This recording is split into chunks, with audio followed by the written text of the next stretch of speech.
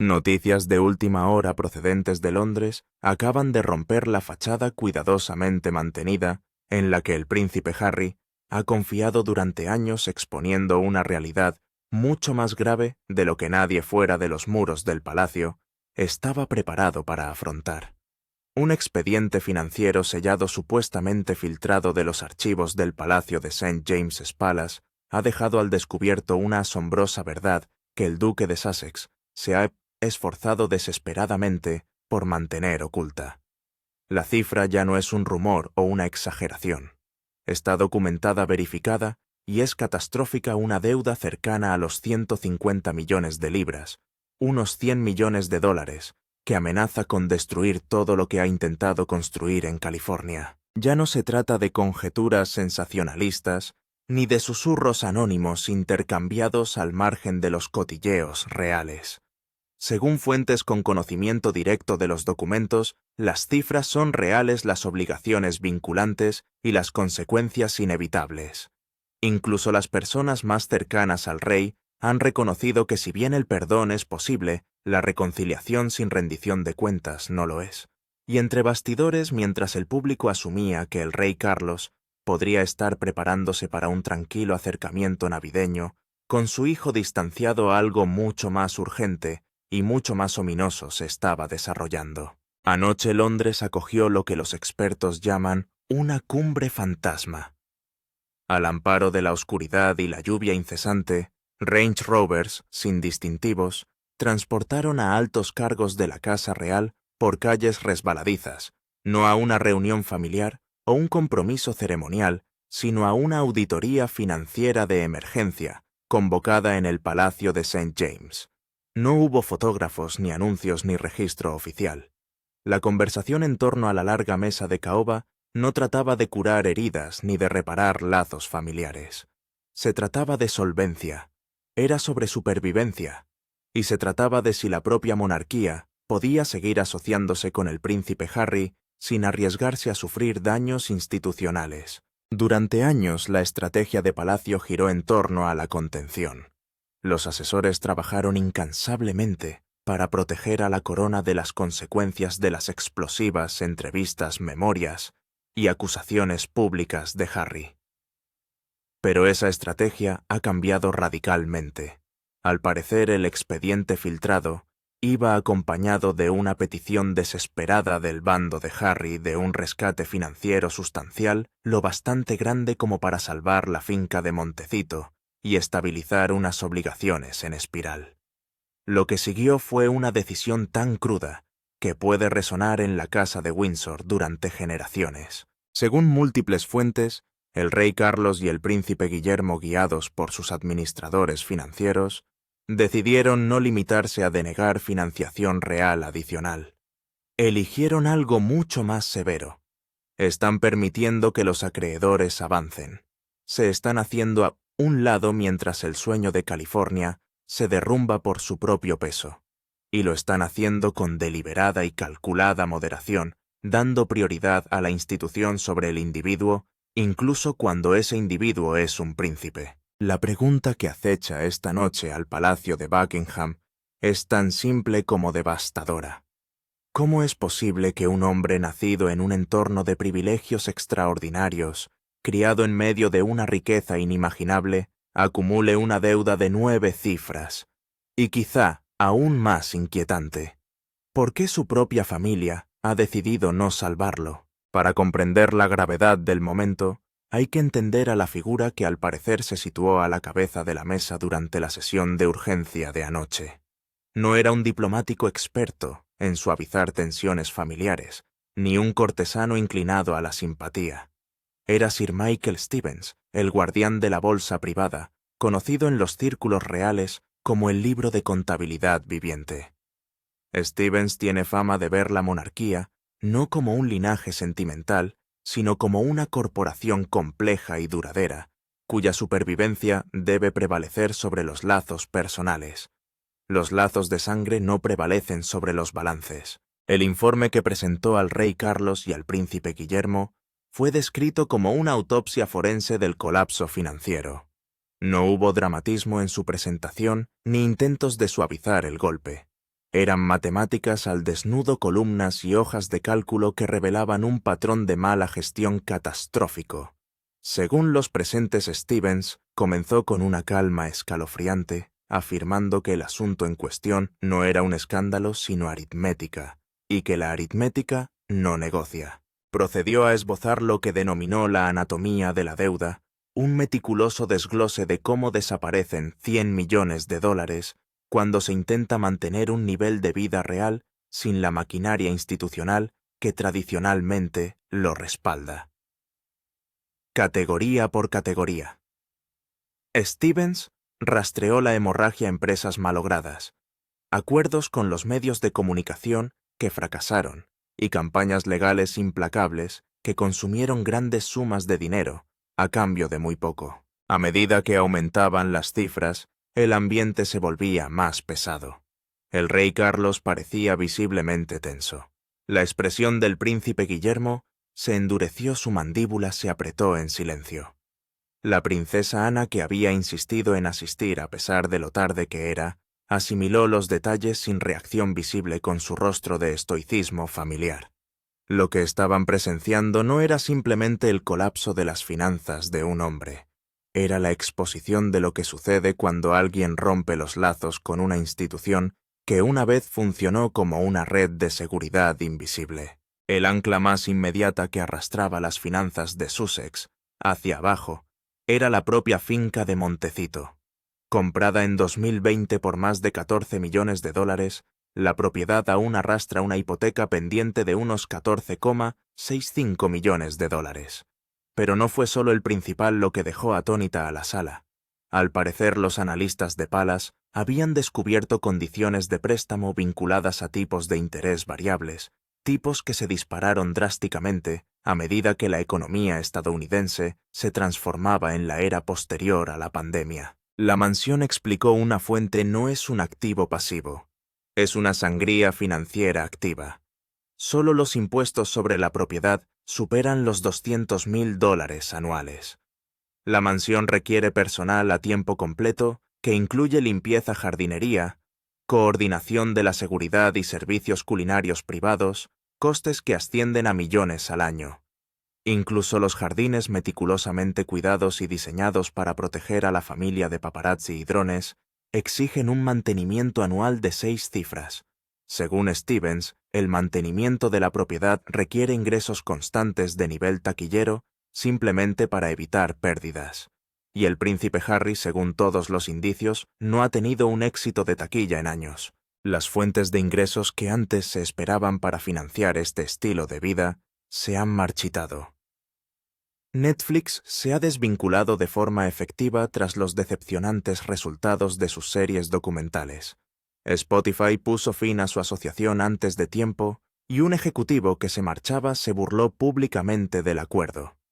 Los anticipos de libros ya se han gastado y los lucrativos compromisos de conferencias han disminuido a medida que se enfría tanto el sentimiento público y se intensifican las críticas. Lo que una vez fue un símbolo de independencia y triunfo se ha convertido en un albatros de hormigón que arrastra a la familia a un peligro financiero cada vez mayor. Luego vino lo que Stevens denominó el impuesto a la vanidad. Se calcula que solo en honorarios de abogados se gastaron 28 millones de dólares. Esta cifra refleja la incansable búsqueda de litigios por parte del príncipe Harry, su determinación de desafiar casi cualquier injusticia percibida a través de los tribunales. La auditoría atribuye pérdidas masivas a pleitos repartidos por múltiples jurisdicciones, dinero gastado, no en generar ingresos o construir activos, sino en batallas legales que repetidamente no dieron los resultados que él buscaba. Se hizo especial hincapié en la costosa derrota en el Tribunal Supremo, donde Harry intentó obtener protección policial financiada por los contribuyentes, a pesar de retirarse de sus obligaciones reales. Ese único caso, según las fuentes, le costó millones y sentó un precedente que debilitó aún más su posición. Cuando Stevens concluyó su presentación, la implicación era inequívoca. No ha sido mala suerte. Fue el resultado acumulado de decisiones tomadas desafiando la realidad financiera. Cuando se levantó la sesión, una verdad se había instalado pesadamente sobre el palacio. La era de la protección silenciosa había terminado.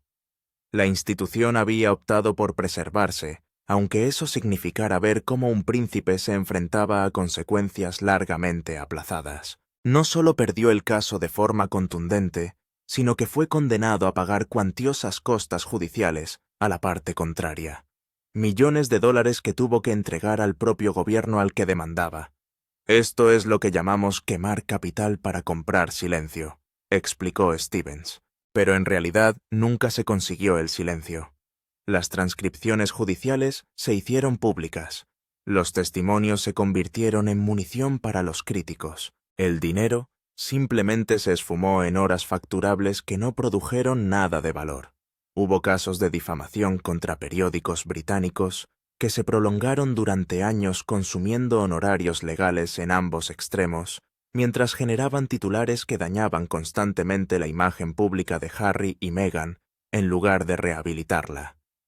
Demandas sobre privacidad que crearon el efecto Streisand, llamando más la atención sobre la misma información que intentaban suprimir. Los analistas de Palace concluyeron que la estrategia jurídica era fundamentalmente errónea. Harry enfocaba los litigios como una reivindicación emocional más que como decisiones empresariales estratégicas. Quería ganar argumentos y castigar a sus enemigos, no calcular si el coste de la victoria superaba su valor. Está librando batallas que no pueden ganarse en los tribunales, porque lo que realmente busca es la validación, la aceptación y el reconocimiento de que siempre tuvo razón. Ningún juez puede conceder eso en un veredicto, la revelación verdaderamente devastadora. Gran parte de esta guerra legal se financió a través de préstamos y líneas de crédito concedidos sobre la base de la suposición de que la familia real cubriría en última instancia cualquier déficit. Los prestamistas creían erróneamente, como resultó, que el rey Carlos nunca permitiría que su hijo incumpliera sus obligaciones. Esa suposición está a punto de ponerse a prueba. La prima de paranoia. 31 millones de dólares en costes de seguridad.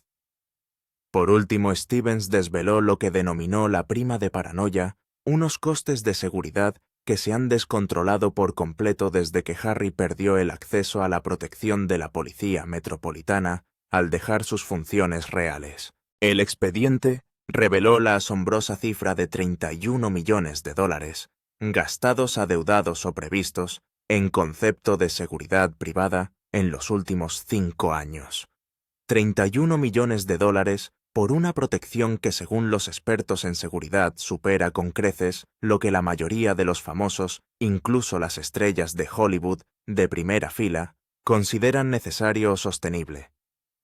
Cuando Harry se marchó del Reino Unido, perdió la protección de la Met Police, que vigila a los miembros de la realeza en activo como parte de sus obligaciones, protegiendo la propia institución de la monarquía. Los sustituyó por contratistas privados, ex-SEAL de la Marina, ex-agentes del servicio secreto, guardaespaldas de élite, que cobran por horas. El aparato de seguridad que Harry ha construido en torno a sí mismo y a su familia se asemeja a lo que cabría esperar de un jefe de Estado que se enfrenta a amenazas activas no de una celebridad que vive en una de las comunidades más seguras y exclusivas de Estados Unidos. Múltiples guardias armados, rotando por turnos vehículos blindados, tecnología de contravigilancia, seguridad en los viajes para cualquier movimiento fuera de Montecito. Está pagando por seguridad de nivel presidencial con el presupuesto de un podcaster, argumentó Stevens, su evaluación brutal pero precisa. Los costes de seguridad crean un círculo vicioso. Harry teme de verdad por la seguridad de su familia, temores que pueden ser legítimos, pero que sin duda se amplifican al abandonar la protección institucional que antes daba por sentada. Esos temores le impulsan a gastar en seguridad lo que agota sus finanzas.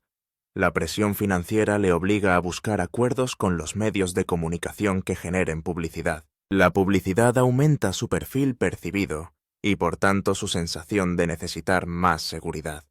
El modelo de negocio es estructuralmente insolvente, concluyó Stevens.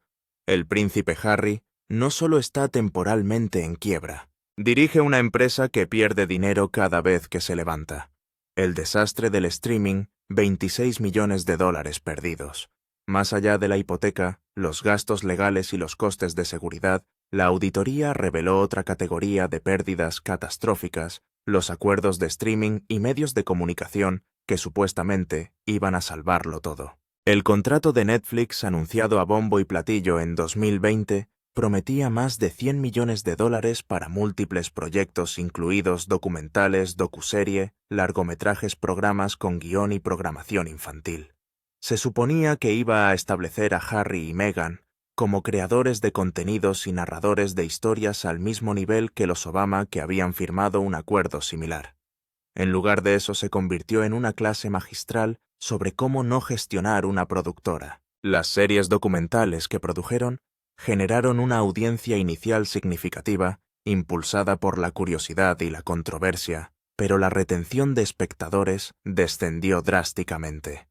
Los episodios posteriores sufrieron un descenso masivo de audiencia. El contenido fue criticado por insípido, autoindulgente y carente del atractivo universal que Netflix esperaba para su inversión. Los proyectos de seguimiento prometidos se estancaron en el infierno del desarrollo. Se lanzaron conceptos y se rechazaron. Se encargaron guiones y se archivaron. Nada avanzaba con la rapidez o la calidad que Netflix exigía. La relación se deterioró irremediablemente. Netflix se negó discretamente a renovar el contrato. Y según los analistas financieros, es probable que los Sussex recibieran solo una fracción de la cifra de 100 millones de dólares. Posiblemente entre 25 y 30 millones de dólares a lo largo de la vida del acuerdo, gran parte de los cuales se consumieron en costes de producción, gastos generales y salarios del personal. El acuerdo con Spotify se derrumbó de forma aún más espectacular. Después de producir solo 12 episodios del podcast Arquetipos de Meghan, muchos menos que el compromiso de varios años y múltiples programas que habían acordado Spotify, puso fin a la asociación. La humillación pública fue completa cuando el ejecutivo Bill Simmons les llamó «malditos estafadores» en su propio podcast. Según explicó un analista de medios de comunicación, cobraron millones por adelantado, ofrecieron un contenido mínimo y se marcharon antes de cumplir sus obligaciones. Ese tipo de reputación hace casi imposible asegurar futuros acuerdos. El desastre del streaming no solo representa una pérdida de ingresos, sino de oportunidades. Se suponía que esos acuerdos iban a ser la base de la independencia financiera posterior a Royal. Su hundimiento dejó un cráter en el modelo empresarial de Sussex que nunca se ha llenado. La cumbre del Oak Room, cuando la familia se convierte en finanzas. El escenario del enfrentamiento de anoche tuvo una enorme carga simbólica. No se trataba del confortable calor doméstico de Clarence House, donde el rey Carlos suele llevar a cabo los asuntos familiares. Era la sala del roble del Palacio de St. James Palace, el corazón histórico de la administración real, donde se acredita a los embajadores, donde se llevan a cabo los asuntos de Estado, donde se han tomado las decisiones más frías de la monarquía durante siglos. Alrededor de la antigua mesa de caoba se sentaban 4 personas: el rey Carlos III, el príncipe Guillermo, la princesa Ana y Sir Michael Stevens. Se dice que el aire estaba cargado de finalidad similar a la atmósfera durante la legendaria cumbre de Sandringham en 2020, pero con apuestas que parecían aún más inmediatas. El rey Carlos, visiblemente mayor y dividido entre el deber y el instinto paternal, habló primero. Según personas de palacio familiarizadas con las ideas del rey, su instinto era profundamente paternal. Miró la cifra de 100 millones de dólares y vio no solo una deuda, sino una humillación que podría empañar la corona para siempre. No podemos permitir que un hijo del rey comparezca ante un tribunal de quiebras estadounidense, dijo Carlos con la voz cargada por el peso de un posible escándalo. Es un espectáculo que no podemos controlar. Hace que la monarquía parezca cruel y vengativa por dejarle caer tan bajo. Carlos sugirió un acuerdo privado, un préstamo sustancial de su patrimonio personal para saldar las deudas más urgentes de Harry. Se estructuraría como un préstamo con condiciones de devolución, no como un regalo. Sería confidencial evitando el espectáculo público. Le daría tiempo a Harry para reestructurar sus finanzas y con suerte generar ingresos sostenibles. «Le ayudamos una vez más», suplicó Charles mirando alrededor de la mesa. «Silenciamos a los acreedores. Evitamos la catástrofe de una quiebra real que todos los periódicos del mundo cubrirían durante meses». Pero antes de que la propuesta pudiera siquiera aterrizar con los demás en la sala, el ambiente cambió instantánea y dramáticamente. El demoledor alegato de Guillermo contra el rescate. El príncipe Guillermo no miró a su padre, miró los números, miró al futuro. En un movimiento que silenció por completo la sala, el príncipe de Gales metió la mano en su maletín. No sacó un talonario de cheques ni simpatía. Sacó un documento encuadernado en cuero negro, la evaluación de responsabilidad comercial. «No se trata de salvar a Harry», dijo William con voz tranquila pero cortante como un bisturí. «Se trata de impedir que financiemos nuestra propia destrucción». El argumento del príncipe Guillermo fue brutal, metódico y en última instancia innegable. Argumentó que rescatar a Harry no era un acto de caridad familiar o deber real. Fue un error estratégico catastrófico que perjudicaría mucho más a la monarquía que permitir a Harry afrontar las consecuencias de sus decisiones. «Tenemos que enfrentarnos a una realidad incómoda», dijo Guillermo. Sus palabras medidas pero devastadoras. Harry ya no es solo un ciudadano particular que vive su vida en California. Es un productor de contenidos mediáticos cuyo principal producto somos nosotros. Su modelo de negocio requiere que nuestra familia sean villanos en su narrativa. La sala enmudeció cuando Guillermo expuso lo que los analistas de Palacio habían identificado como el problema de los dos. Harry, una contradicción fundamental que hacía inútil cualquier rescate. La maquinaria mediática estadounidense, que paga a Harry, exige que sea una víctima. William explicó que si intervenimos y le salvamos ahora la narrativa de la víctima, se derrumba.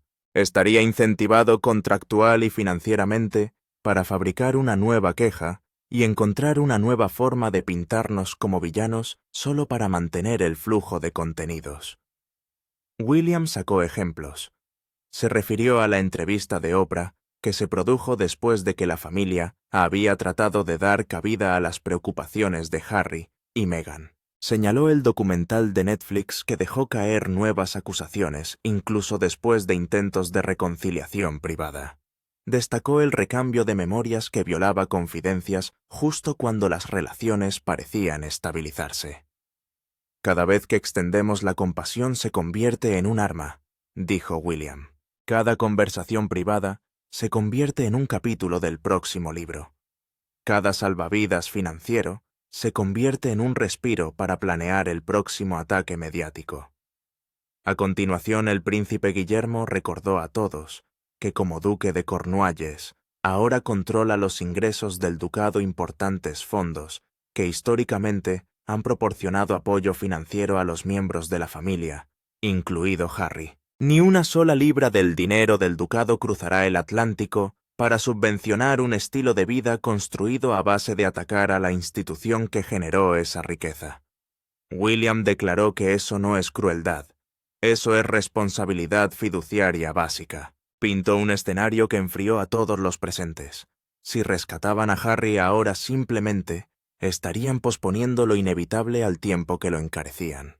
Los patrones de gasto de Harry no cambiarían. Su modelo de negocio no cambiaría. En 2 años estarían de nuevo en esta misma habitación, afrontando una deuda aún mayor con aún menos opciones. «No solo ha quemado los puentes entre nosotros», concluyó William. «Ha erigido cabinas de peaje en esos puentes, cobrando entrada a quien quiera verlos arder. Cada vez que intentamos reconstruir, enciende otro fuego, porque las llamas generan más ingresos que la reconciliación». El rey miró a la princesa Ana quizá esperando una voz de moderación o compromiso, pero la princesa real ya estaba asintiendo con la cabeza de acuerdo con Guillermo. La princesa Ana asesta el golpe mortal. La princesa Ana no es conocida por su sentimentalismo cuando está en juego la supervivencia institucional. Es el miembro más trabajador de la familia real, con más compromisos anuales que ningún otro miembro de la realeza. No ve la monarquía como una empresa familiar, sino como una operación de estilo militar que debe funcionar al margen de los sentimientos personales. Cuando Ana habló, no abordó en absoluto la dimensión emocional. Habló de contagio del riesgo que el colapso financiero de Harry supone para la propia institución. Los traumas explican el comportamiento. Charles dijo Ana con un tono agudo y preciso. Comprendo que Harry arrastre heridas por la pérdida de su madre por las presiones de la vida real. Siento compasión por él. Hizo una pausa dejando que ese reconocimiento se asentara antes de pronunciar su veredicto. Pero el trauma no excusa la imprudencia financiera, y en absoluto le autoriza a vender la intimidad de nuestra familia al mejor postor para pagar esa imprudencia. La compasión no puede convertirse en complicidad. Anne cogió la carpeta con la etiqueta de gastos de seguridad y la sostuvo como si fuera la prueba de un juicio. Está gastando $6 millones al año en seguridad, más de lo que necesitan la mayoría de los jefes de Estado. Esto no es seguridad, es teatro, y se nos pide que financiemos la producción. Entonces desplegó una metáfora que puso fin al debate por completo. La monarquía es un barco de Estado, declaró Ana. El capitán no puede permitir que un marinero haga agujeros en el casco solo porque diga que está mareado. No se le consuela dejándole hundir todo el barco.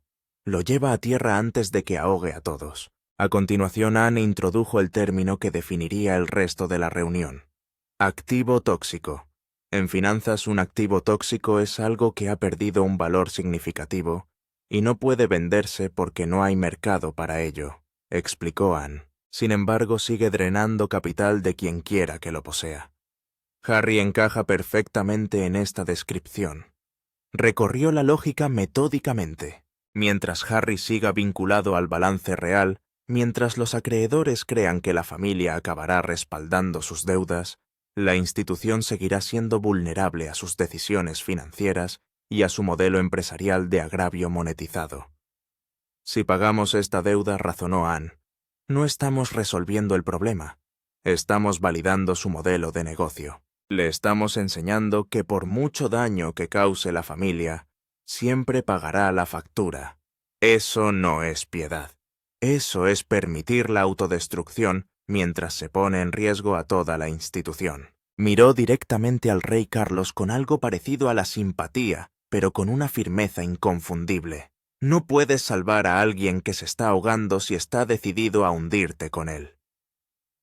El veredicto sobre los activos tóxicos llegó con una firmeza devastadora. No se trataba de castigo o venganza. Se trataba de una cuarentena de aislar un contagio financiero y de reputación antes de que infectara a toda la institución.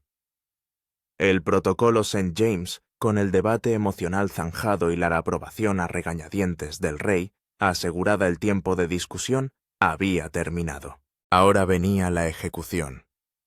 Sir Michael Stevens abrió la carpeta final, un documento que nunca se publicará en la web real, nunca se compartirá con la BBC, nunca se filtrará a los periodistas. La historia lo recordará como el protocolo de St. James. Esto no fue diseñado para ser un documento de relaciones públicas. Era un manual operativo para la separación financiera, redactado con la fría precisión de un plan de reestructuración empresarial. El príncipe Guillermo, como arquitecto de este nuevo enfoque, esbozó sus 3 pilares. Cada componente estaba diseñado para abordar una vulnerabilidad específica en lo que los analistas de Palacio habían identificado como el modelo de dependencia financiera de Sussex. Cláusula 1. El cortafuegos soberano. El primer pilar es la separación absoluta. Guillermo estableció su tono sin dejar lugar a la negociación efectiva de inmediato. Se erigió un cortafuegos impenetrable alrededor de todos los recursos financieros reales. El protocolo prohibía explícitamente cualquier transferencia de fondos al príncipe Harry o a cualquier entidad controlada por él. Esto incluía transferencias directas intermediarios terceros o apoyo indirecto a través de inversiones compartidas. La cláusula no permitía excepciones. Significaba que incluso en escenarios catastróficos, ejecución hipotecaria, quiebra o humillación pública, el palacio no intervendría con un rescate financiero. Si Harry quiere operar como empresario privado, debe aceptar el riesgo de fracaso privado. William explicó: no estamos cerrando el banco de pata temporalmente. Vamos a eliminar la cuenta por completo. Cláusula 2. La congelación global del crédito. Este fue quizás el golpe más dañino para la marca Sussex. Sir Michael Stevens explicó que durante años Harry había estado operando en una zona gris, en la que los prestamistas internacionales daban por sentado que el rey acabaría respaldando las obligaciones de su hijo. Esa suposición había permitido a Harry obtener hipotecas y préstamos a tipos favorables a pesar de tener unos ingresos personales mínimos. Su apellido valía millones en garantía implícita. Hasta ahora, el protocolo de St. James autorizaba a comunicar discretamente una nueva directiva a las principales entidades financieras. Notificación de no responsabilidad. A partir de este momento, la Casa Real informaría a los bancos y agencias de crédito pertinentes de que el Duque de Sussex es una entidad financieramente independiente. La Corona no ofrece ninguna garantía ni red de seguridad para sus obligaciones. Este aviso no se publicaría. Se realizaría a través de canales discretos comunicaciones privadas entre el equipo financiero de la Casa Real y los departamentos de crédito de las principales instituciones. Se rompe así la garantía invisible que ha permitido a Harry vivir por encima de sus posibilidades. Stevens explicó que su calificación crediticia caerá en picado no por los impagos, sino porque la base de su solvencia, su vínculo familiar, ha quedado formalmente descartada. Cláusula tercera. Cortafuegos legal y bloqueo de las comunicaciones. El protocolo formalizaba el fin del modelo de mitad y mitad que tantos problemas había creado. No habría más negociaciones ni decisiones caso por caso, ni apelaciones personales a familiares que pudieran dejarse llevar por la emoción. Cualquier comunicación del Montecito sobre asuntos financieros se dirigiría directamente a un asesor jurídico externo contratado específicamente para este fin, ni al rey Carlos personalmente, ni al despacho del príncipe Guillermo. A los abogados cuyo único trabajo era hacer cumplir el protocolo sin complicaciones emocionales. La línea directa con la chequera del rey está cortada permanentemente, declaró Guillermo. El príncipe Guillermo miró el documento terminado con algo parecido a la admiración por su fría eficacia. Era una obra maestra de la burocracia, un sistema diseñado para lograr una despiadada separación financiera y al mismo tiempo negar cualquier acusación de crueldad. El protocolo no despojaba a Harry de sus títulos, lo que habría provocado protestas públicas. Simplemente eliminó la infraestructura financiera que siempre había existido invisiblemente bajo la superficie de la vida real. Convirtió el título de Duque de Sussex en una cáscara hueca, una etiqueta sin apalancamiento, una marca sin respaldo, un nombre que ya no abría puertas ni garantizaba créditos. Esto no es un castigo, dijo Guillermo. Esto es gestión de riesgos. Esto es tratar a Harry exactamente como ha exigido ser tratado como un ciudadano privado independiente, plenamente responsable de sus propias decisiones financieras. Firmó con sus iniciales en el memorándum interno. El rey Carlos siguió su firma más lenta y pesada, pero no menos definitiva. La princesa Ana fue testigo de ambas firmas. Para cuando se levantó la sesión poco después de medianoche, el protocolo de St. James estaba activo. La fortaleza monárquica había cerrado las puertas de su cámara, acorazada con silenciosa finalidad, y a 5.000 millas de distancia en Montecito, el príncipe Harry no tenía ni idea de que el suelo bajo sus pies acababa de desvanecerse por completo. El despertar californiano a 5.000 millas del empapado pavimento de St. James's Palace, el sol se alzaba sobre Montecito. Era martes por la mañana, normalmente un momento para programar reuniones y llamadas de planificación estratégica en la residencia de Sussex. El príncipe Harry entró en el despacho de su casa sin saber que las placas tectónicas se habían desplazado de la noche a la mañana. Al parecer estaba tranquilo, quizá incluso cautelosamente optimista. Durante 40 años había operado bajo un único supuesto reconfortante. Por muy mal que fueran las cosas, el banco de Pau siempre estaría abierto. Creía que si realmente tocaba fondos y los acreedores amenazaban de verdad con la ejecución hipotecaria, el palacio intervendría discretamente. Antes siempre habían protegido a la realeza avergonzada. Estaba esperando un código de confirmación de su banco, esperando una salvación que solo existía en su imaginación. La realización no llegó con una fanfarria dramática. Llegó con una humillante llamada telefónica que echó por tierra todas las suposiciones que Harry había tenido desde su infancia. Según fuentes familiarizadas con la cronología, el equipo financiero de Harry había programado una llamada con la oficina de enlace del Ducado de Cornualles para discutir la reestructuración de su pasivo. Esperaban el tono diferencial educado habitual. Cuando la llamada se conectó, la voz al otro lado era diferente. No era el amable ayudante de Clarence House a quien Harry conocía desde la infancia. Era un asesor jurídico de alto nivel de una empresa externa exactamente como el protocolo de St. James. «Me temo que eso no es posible, señor», dijo el funcionario con un tono profesional, pero completamente desprovisto de calidez o negociación. El equipo de Harry respondió explicando la urgencia. El pago de la hipoteca había vencido. Los acreedores se estaban volviendo agresivos. Seguramente se trataba solo de un retraso de procedimiento. «¿Lo sabe el rey?», preguntó uno de los consejeros de Harry con voz desesperada. «La directiva viene de Londres», respondió la voz con devastadora finalidad. «La Casa Real tiene estrictamente prohibido facilitar créditos personales al duque de Sussex. La solicitud es denegada». «Buenos días». La línea se cortó. Harry se quedó mirando el teléfono con un silencio aplastante. Era lo que los conocedores de palacio llamaban la línea fría, el momento en que un miembro de la realeza se da cuenta de que le han cortado el teléfono no temporalmente, sino de forma permanente. El rechazo no terminó con la llamada telefónica. A las pocas horas llegó un correo electrónico formal del equipo jurídico externo del palacio.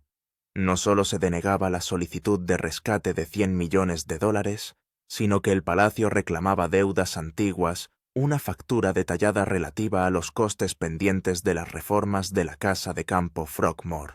El mensaje era muy claro. Ya no eres un beneficiario. Eres un deudor, y los deudores pagan lo que deben. Los intentos desesperados por eludir el sistema. El pánico se apoderó de Harry cuando se dio cuenta de que no se trataba de una congelación temporal ni de un error burocrático. Esto fue sistemático, intencional y definitivo. Intentó eludir los canales oficiales y se puso en contacto con su canal secreto, un ayudante de confianza de la casa Clarence, que a menudo había actuado como simpático amortiguador entre Harry y su padre. Durante las disputas anteriores, la llamada no pudo conectar un mensaje automatizado jugado. Este número ya no está en servicio. El número había sido desconectado deliberadamente, como parte del apagón de comunicaciones especificado en el protocolo de St. James. Harry intentó enviar un correo electrónico al servidor privado que había utilizado durante años para enviar actualizaciones familiares y fotos de los niños. Acceso denegado. Sus credenciales ya no son válidas. La cuenta había sido eliminada. Otro puente quemado, otra conexión cortada. Harry salió a la terraza de su mansión de Montecito. De repente, la distancia física entre California e Inglaterra parecía infinita. La distancia existencial era aún mayor. Llevaba 5 años librando una guerra contra su familia, dando por sentado que al fin y al cabo seguían siendo su familia.